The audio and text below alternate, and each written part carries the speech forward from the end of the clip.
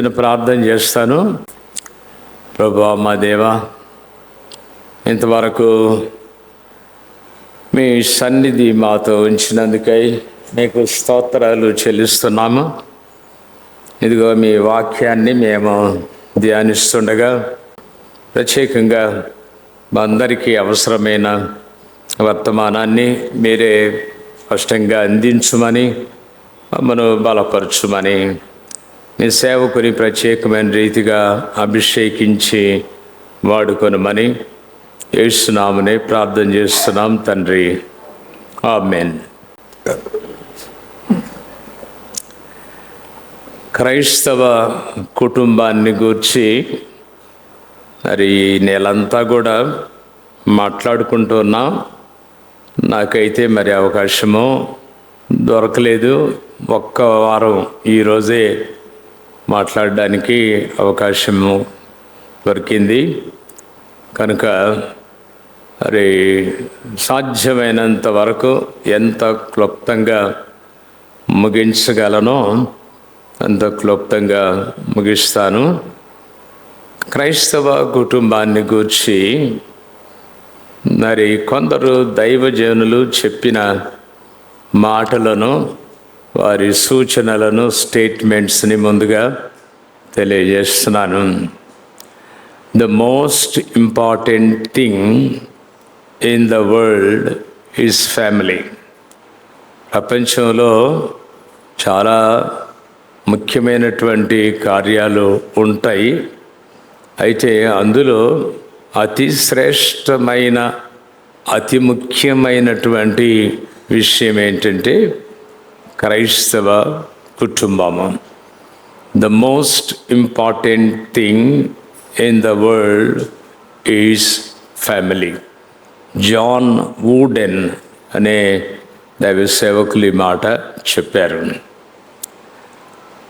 Michael అనే దైవజనుడు ఒక మాట అన్నారు, my family is my life and everything else comes second as far as what is important to me. నా జీవితంలో ప్రాముఖ్యమైన విషయము కుటుంబము. కుటుంబము తర్వాతనే మిగిలినవన్నీ కూడా ఉంటాయని ఆయన చెప్పడం జరిగింది. జార్జ్ బెర్నార్డ్ షా ఆయన చెప్పిన మాట, a family is but an earlier haven.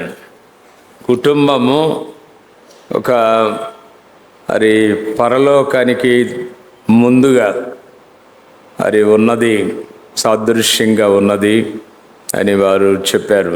A happy family is but an early heaven.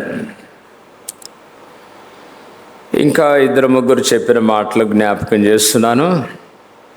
In the family there must be democracy and not autocracy or hypocrisy. కుటుంబములో స్వేచ్ఛ ఉండాలి, నియంతృత్వం కాదు, నిరంకుశత్వం కాదు, వేషధారణ కాదు.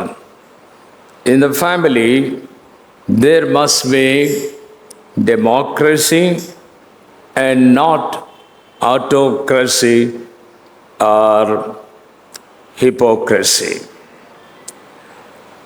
ఇంగ్లాండ్ దేశంలో గొప్ప బోధకుడుగా గుర్తింపబడిన జాన్ వెస్లీ గారు చక్కని మాట అన్నారు, I learned more from my mother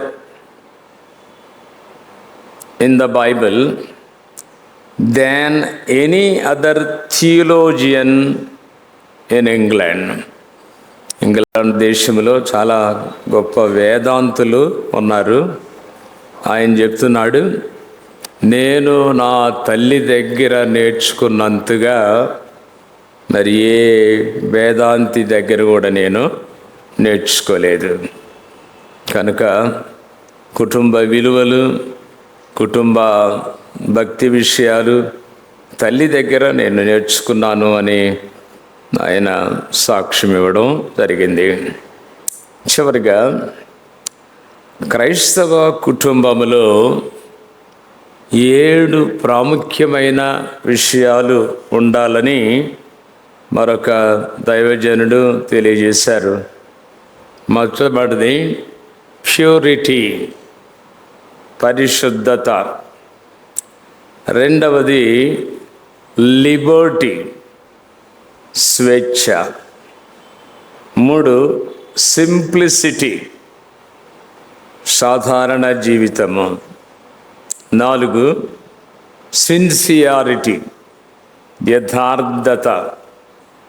5 humility, సాత్వికము. 6 జనరాసిటీ, దాతృత్వము. 7 యూనిటీ. చాలా చక్కగా ఆయన చెప్పడం జరిగింది. మళ్ళీ చెప్తున్నాను. Purity, Liberty, simplicity, sincerity, humility, generosity and unity. ఈరోజు నేను సిద్ధపడినటువంటి అంశము కుటుంబంలో ఉండవలసిన ప్రాముఖ్యమైన విషయాలు 7. ఆ 7 విషయాలు కూడా చాలా క్లుప్తంగా మాట్లాడి ముగిస్తాను. ముందు అవుట్లైన్ చెప్తున్నాను. కుటుంబంలో ఉండవలసినది విశ్వాసము. 2 ప్రేమ. 3 సంతోషము. 4 ఐక్యత. 5 కమ్యూనికేషన్, మాట్లాడుకొనుట. 6 సరి అయిన నిర్ణయాలు తీసుకొనబడుట. 7 ఒకరినొకరు సర్దుబాటుతో కుటుంబంలో గడుపుట, అడ్జస్ట్మెంట్. ఈ 7 విషయాలు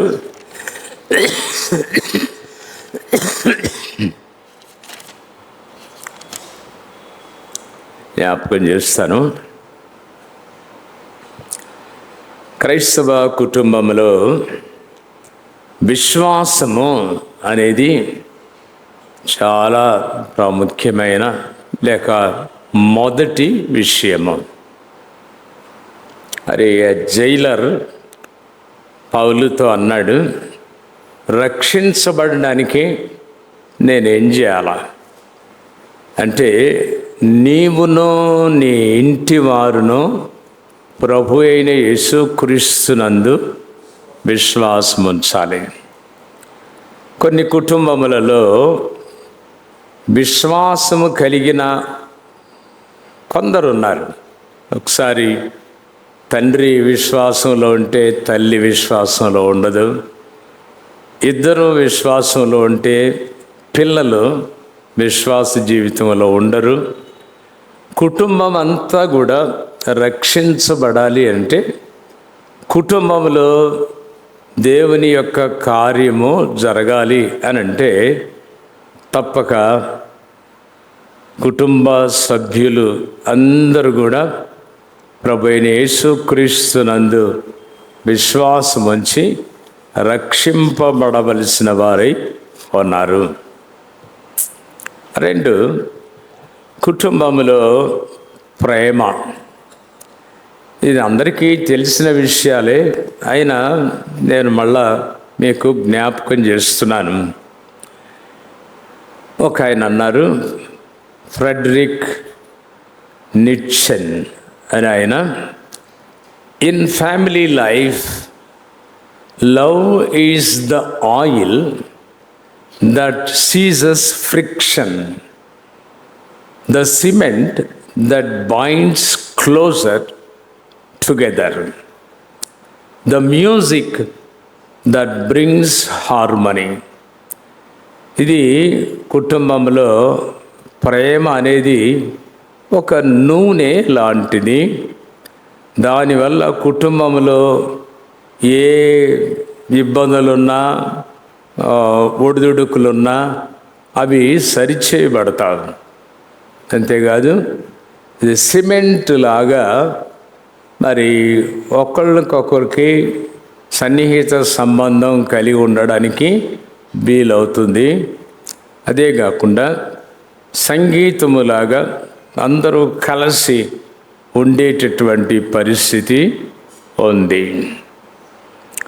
doctor Lillian Stanley, blessing youth mission director గారి యొక్క సతీమణి, ఆమె డాక్టర్ గారు, ఆమె అన్నారు, love can diffuse any situation. ప్రేమ అనేటటువంటిది ఏ ఇబ్బందికరమైన పరిస్థితి ఉన్నా అది ఆ ఇబ్బంది తొలగిపోతుంది. If spouses practice love at home, most problems will disappear. కుటుంబంలో ప్రేమ అనేది ఉంటే అనేక సమస్యలు మాయమైపోతాయి. Love in look, love in words, love in touch, love in action will lead to a transformed family. ఈ ప్రేమ అనేది మన కళ్ళు కనబడాలి. ఈ ప్రేమ అనేది మాటలలో కనబడాలి. ఈ ప్రేమ మన తాకిడిలో కనబడాలి. ఈ ప్రేమ అన్ని విధాల కార్యక్రమాలలో కనబడాలి. అప్పుడు ఆ కుటుంబము మార్పు చెందిన కుటుంబంగా ఉంటుంది. దేవుని వాక్యములో ఈ ప్రేమ అని చెప్పబడినప్పుడు ఒక ఎగ్జాంపుల్ జ్ఞాపకం చేస్తాను. ఇస్సాకు ఏశావు తెచ్చిన మాంసమును తినుచుండెను గనుక అతని ప్రేమించాను. ప్రేమ బాగానే ఉంది, కానీ ఏ బేసిస్ మీద ఆ ప్రేమ ఉందంటే మాంసము మీద ఆధారపడి ఉంది. అలాగే రిబకా యాకోబును ప్రేమించను. మరి ఆదికాండం 28వ 27, 28 అధ్యాయాల్లో మనము చూస్తాము. కనుక రిబకా యాకోబును బాగా సహాయం చేస్తూ ఇంటి పనుల్లో ఆమెకు తోడ్పడిన కారణాన్ని బట్టి ఆమె యాకోబును ప్రేమించింది. ప్రేమ అనేది మనం చదువుతున్నాము, వింటున్నాము, కానీ పార్షియల్ లవ్, పక్షపాతముతో కూడినటువంటి ప్రేమ చాలాసార్లు అది కుటుంబంలో సమస్యలు తీసుకొస్తాయి. కనుక ప్రేమ అది పక్షపాతము లేనిదిగా ఉండాలి. భక్తులైనటువంటి వారు సహితము ఈ ప్రేమ విషయంలో తప్పటడుగు వేసినట్టుగా మనం చూస్తున్నాం. మరి ఇస్సాకు యాకోబును ప్రేమించలేదు, అలాగే రిబకా ఏశావును ప్రేమించలేదు. ఇద్దరు కొడుకులు అయితే ఇద్దరిని సమానంగా ప్రేమించవలసిన తల్లిదండ్రులు ఇద్దరు కూడా పక్షపాతంతో మరి వారు ప్రవర్తించిన కారణాన్ని బట్టి వాళ్ళిద్దరి మధ్య గొడవ, వాళ్ళిద్దరి మధ్య సమస్య కలిగింది అనే విషయము జ్ఞాపకం చేస్తున్నాను. మూడవ విషయము సంతోషము, జాయ్. సంతోషము అనేది ప్రతి కుటుంబంలో ఉండాలి. కొన్నిసార్లు మా పిల్లలు ఫోన్ చేస్తారు. ఫోన్ చేసినప్పుడు నేను చాలాసార్లు పాస్టర్ గారు తీరిగ్గా మాట్లాడతారు, కానీ నేను ఏంటి సంగతి చెప్పండి అంటాను. సంగతి చెప్పేసి సరిపెట్టేస్తున్నాను, అయిపోయింది. ఆ కాన్వర్జేషన్లో కూడా ఆ ప్రేమ కొన్నిసార్లు వ్యక్తం చేయకపోవడం జరుగుతుంది. మరి కుటుంబంలో కేవలము మాట్లాడుకోవడము, ఒకరితో ఒకరు సంబంధాలు కలిగి ఉండడమే కాకుండా సంతోషము ఆ గృహములో ఉండాలి.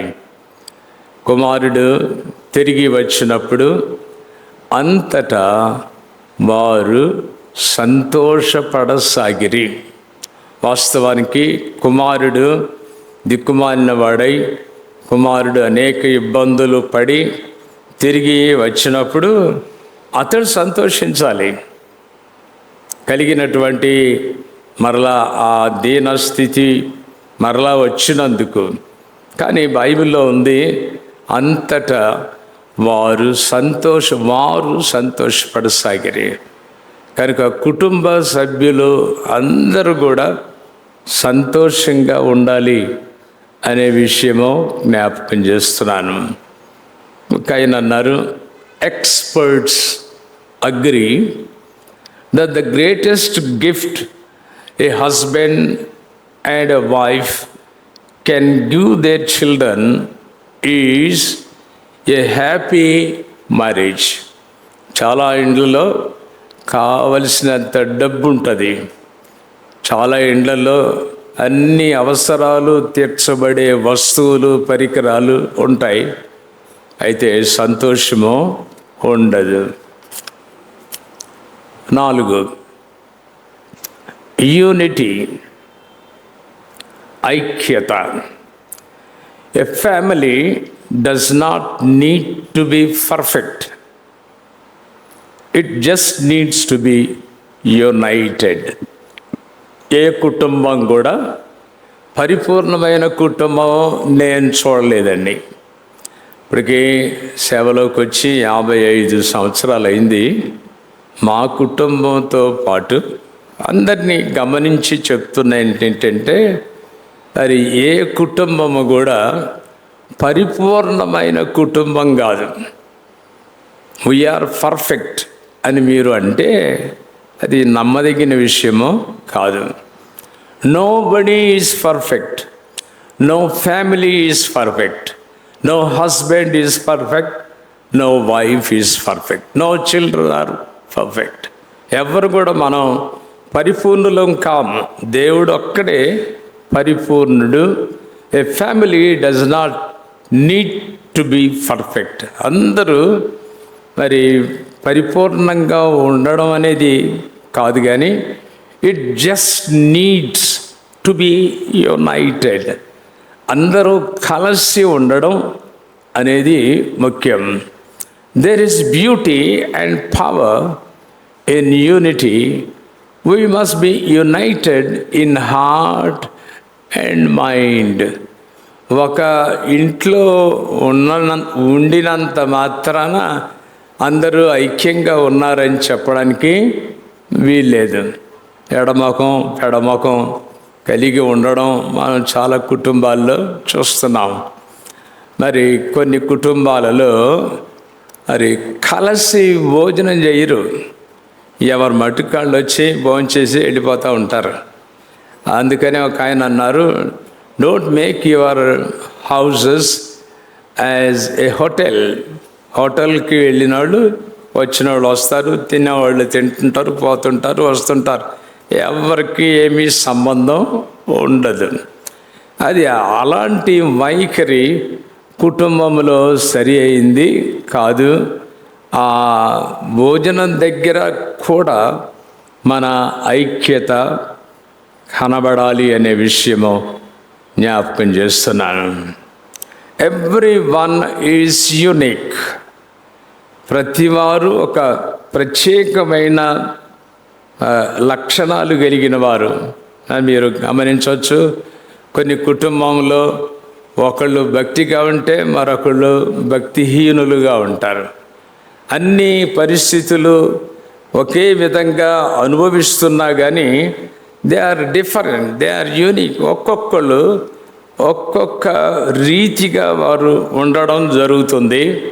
అయితే అందరూ కూడా ఐక్యముగా ఉండడం అనేది దేవుని చిత్తమై ఉన్నది. ఎఫెసీ పత్రిక 4వ అధ్యాయము 1-2 వచనాలలో ఆత్మ కలిగించు ఐక్యమును కాపాడుకొనుట యందు శ్రద్ధ కలిగి ఉండుడి. ఆత్మ యొక్క ఆశ ఏంటంటే అందరూ కూడా మరి ఐక్యంగా ఉండాలి. హెలెన్ కెల్లర్ అనే ఆవిడ చెప్పారు, alone we can do so little. మనం ఒంటరిగా కొంతవరకే కొన్ని విషయాలే సాధించగలము, చేయగలము. Together we can do so much. కలిసి ఉండి అనేక విషయాలు చేయడానికి వీలుంటుంది. మదర్ తెరీసా గారు అన్నారు, together we can do great things. కలిసి ఉండడం వల్ల గొప్ప కార్యాలు మనము చేయడానికి వీలవుతుంది. 4వ విషయము కమ్యూనికేషన్. నాకు సరి అయినటువంటి తెలుగు పదం దొరకలేదు. మాట్లాడుకొనుట అని నేను రాశాను. కమ్యూనికేషన్. కుటుంబంలో ఒకరినొకరు మాట్లాడుకోవడం. ఈ కుటుంబాలను గురించి మా పెద్దమ్మాయికి మరి ఉత్తరం రాసి కొన్ని పుస్తకాలు చూడమని చెప్పాను. 5-6 పుస్తకాలు తను తీసుకొని వచ్చింది. అవన్నీ కూడా చదువుతున్నాను, నేర్చుకుంటున్నాను.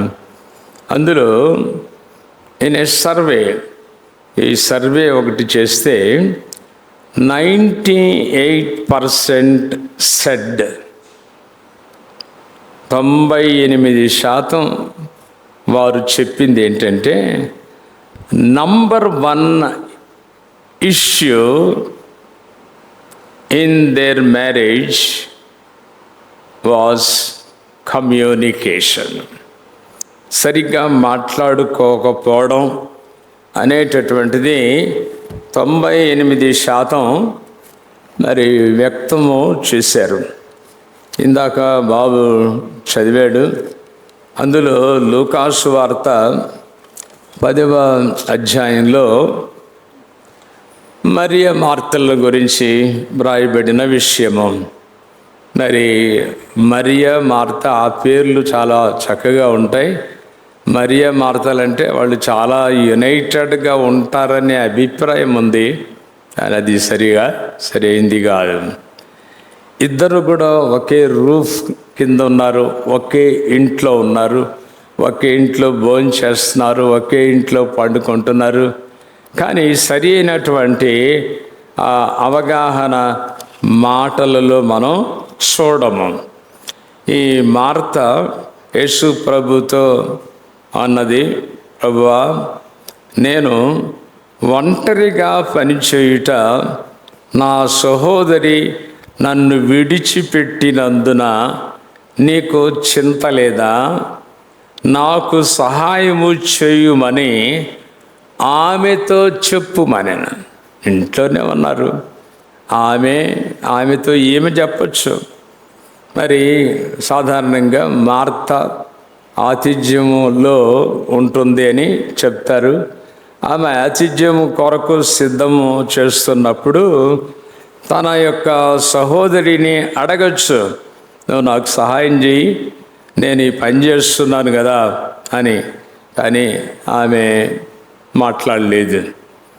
ఆమెతో చెప్పమని యేసు ప్రభువుకి ఆమె మనవి చేస్తుంది. మధ్యవర్తి అవసరం లేదు. కుటుంబంలో ఒకరినొకరు మాట్లాడుకోకపోవడం, ఒకరికొకరు మరి సరైనటువంటి సంభాషణ లేకపోవడం అనేది జరుగుతుంది. కనుక కుటుంబంలో ఈ కమ్యూనికేషన్ గ్యాప్, ఈ మాట్లాడుకునే విషయంలో మరి ఆ తేడా అనేక కుటుంబాల్లో కనబడుతుంది.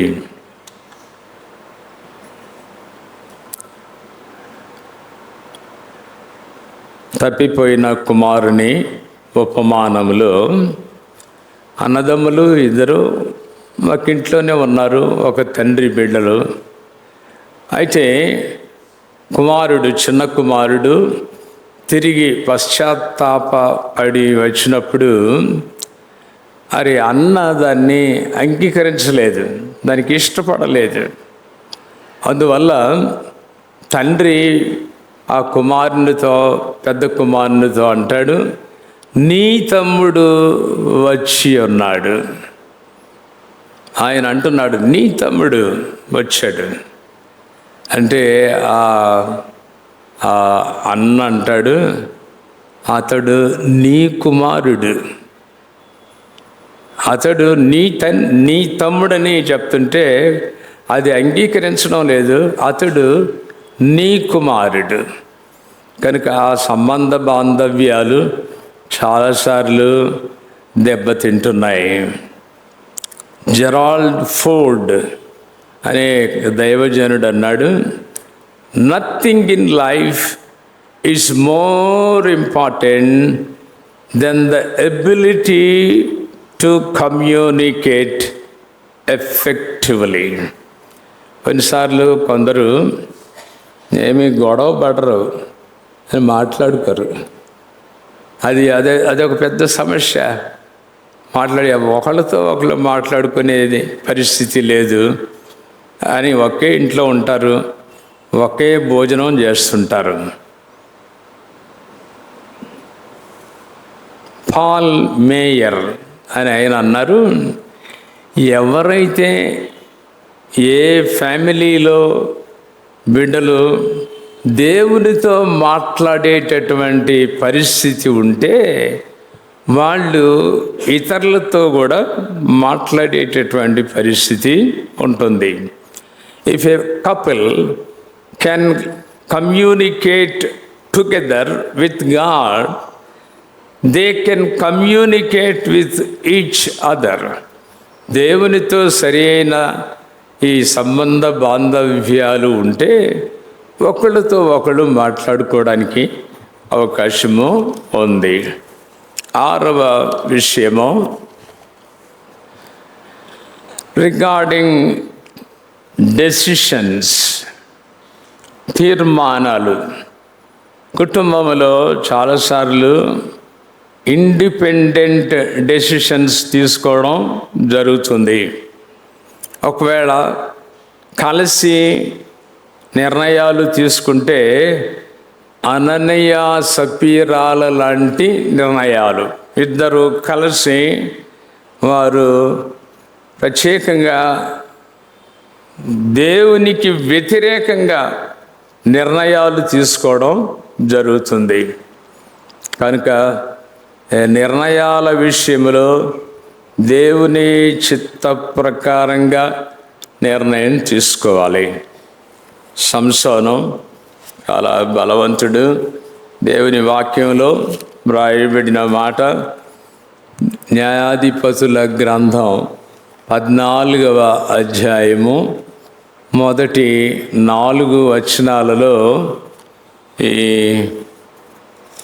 సంసోను యొక్క వైఖరి మనకి అర్థమవుతుంది. అతడు తిరిగి వచ్చి తిమ్నాతులో ఫిలిష్తీయుల కుమార్తెలలో ఒకతెను చూచి తిని, మీరు ఆమెను నాకిచ్చి పెండ్లి చేయవలనని తన తల్లిదండ్రులతో అనగా, వారు నీ స్వజనుల కుమార్తెలలో కానీ నీ జనులలో కానీ స్త్రీ లేదనుకొని సున్నతి పొందని ఫిలిష్తీయులతో నుండి కన్యను తెచ్చుకొనుటకు వెళ్ళుచున్నావా అని అతన్ని అడిగిరి. అందుకు సంసోను, ఆమె నాకు ఇష్టమైనది గనుక ఆమెను నా కొరకు తెప్పించుమని తన తండ్రితో చెప్పాను. యవనస్తులు చాలామంది ప్రేమలో పడతారు. ప్రేమించడం తప్పని చెప్పడం లేదు, కానీ ఆ ప్రేమ ఎలాంటిది, అది చాలా ప్రాముఖ్యమైన విషయము. ఒక కుటుంబంలో ఒక అమ్మాయి ఒక నాన్ క్రిస్టియన్ని వివాహం చేసుకుంది. మరి మా బంధువుల్లో కూడా ఇలాంటి సంఘటనలు ఉన్నాయి. మరి ఒక నాన్ క్రిస్టియన్కి మరి సంబంధం కుదుర్చుకొని నన్ను రమ్మని వారు పిలిచారు. నేను రాను. ఒక క్రైస్తవ కుటుంబంలో పుట్టి ఎవరికి ఇష్టమైనట్టు వాళ్ళు వివాహాలు చేసుకోవడం, ఎవరికి తోచినట్టుగా వాళ్ళు ప్రవర్తించడం, అది సరి అయింది కాదు. దేవుని చేత అభిషేకింపబడిన వాడు ఈ సంసోను. ఆమె నాకు ఇష్టమైంది కాబట్టి మీరు నాకు పెళ్లి చేయండి. తల్లిదండ్రుల ప్రమేయం లేదు, తల్లిదండ్రుల సలహా లేదు, తల్లిదండ్రులు అప్రూవ్ చేయడం లేదు. ఎవరి మట్టుకు వాళ్ళు నిర్ణయాలు తీసుకుంటే తర్వాత ఎన్నో సమస్యలకు వారు గురి అవ్వడం జరుగుతుంది.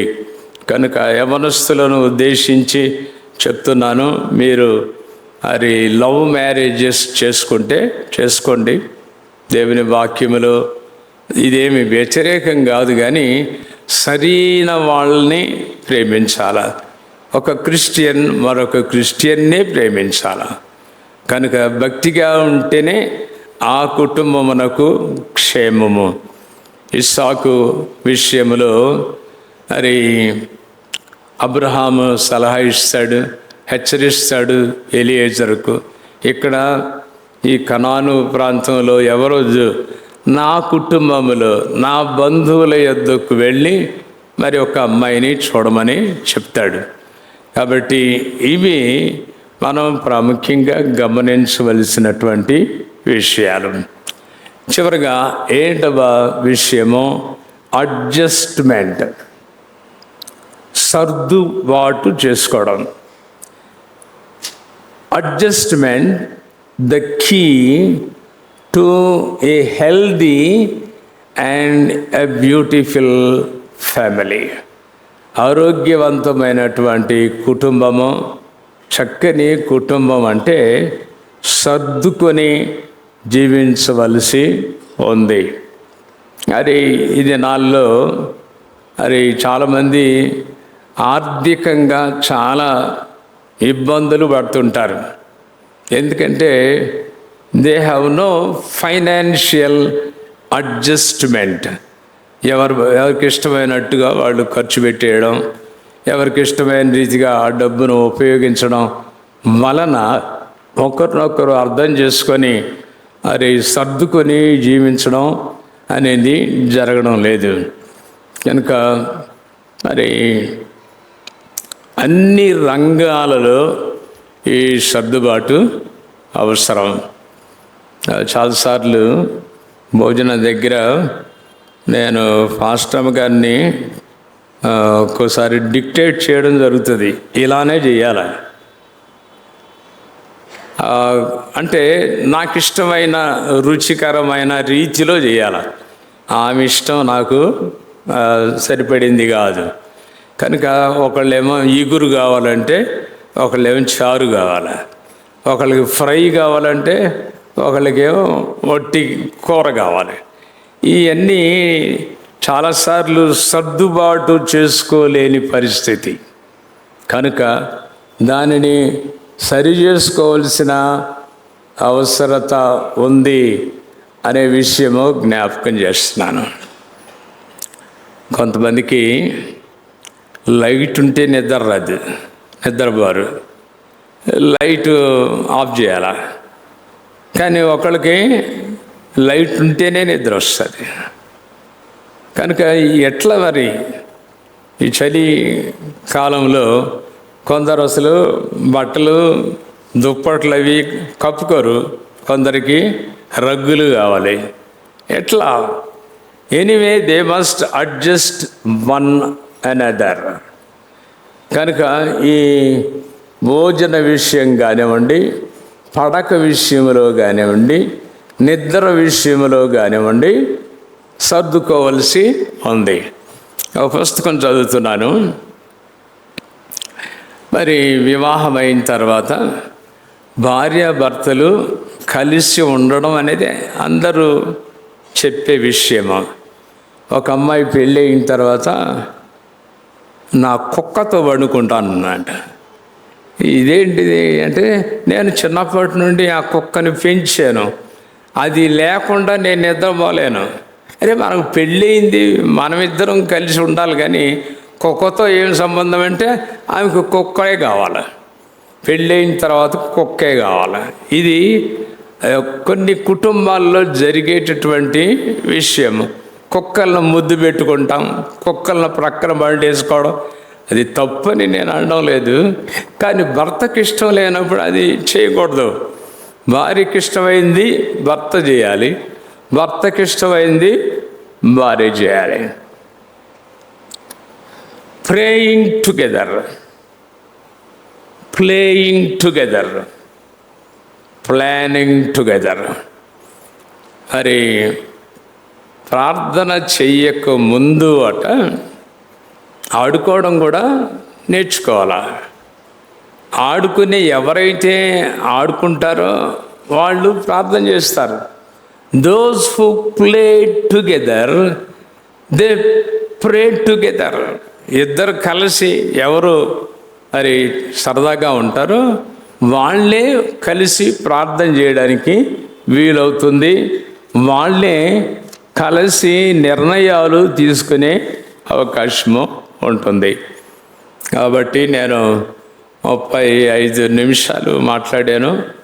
దేవుని కృప వల్ల ఇచ్చినటువంటి శక్తిని బట్టి దేవునికి స్తుతులు చెల్లిస్తూ, ప్రత్యేకంగా ఈ సమయంలో మరి నా కొరకు, హెల్త్ కొరకు ప్రార్థన చేయండి. ఇప్పుడు ఇందాక చెప్పిన రీతిగా మా అన్నయ్య గారికి చాలా సీరియస్గా ఉంది. రాత్రికే వెళ్ళాలని ప్లాన్ చేసాము, కానీ రిజర్వేషన్ దొరకనందువల్ల రేపు ఉదయమే హైదరాబాదు వెళుతున్నాము. మా కొరకు, ప్రయాణం కొరకు, మా అన్నయ్య కొరకు, మా వదిన కొరకు ప్రార్థన చేయాలని కోరుకుంటూ ఈ మాటలు ముగిస్తున్నాను. ప్రార్థన చేద్దాము. ప్రభువా, మా దేవా, కుటుంబములో ఏవేవి ముఖ్యంగా ఉండాలో మీరు మాకు జ్ఞాపకం చేశారు. మీకు స్తోత్రాలు చెల్లిస్తున్నా. మేము ఈ ప్రాముఖ్యమైన విషయములను గుర్తించి కుటుంబ జీవితంలో ఈ ఆధ్యాత్మిక విషయాలు ఉండేలాగా, చూసుకునేలాగా సహాయము దయచేయము. చెప్పబడిన మాటల్ని ఆశీర్వదించుమని యేసు నామమునే ప్రార్థన చేస్తున్నాం తండ్రి. ఆమేన్.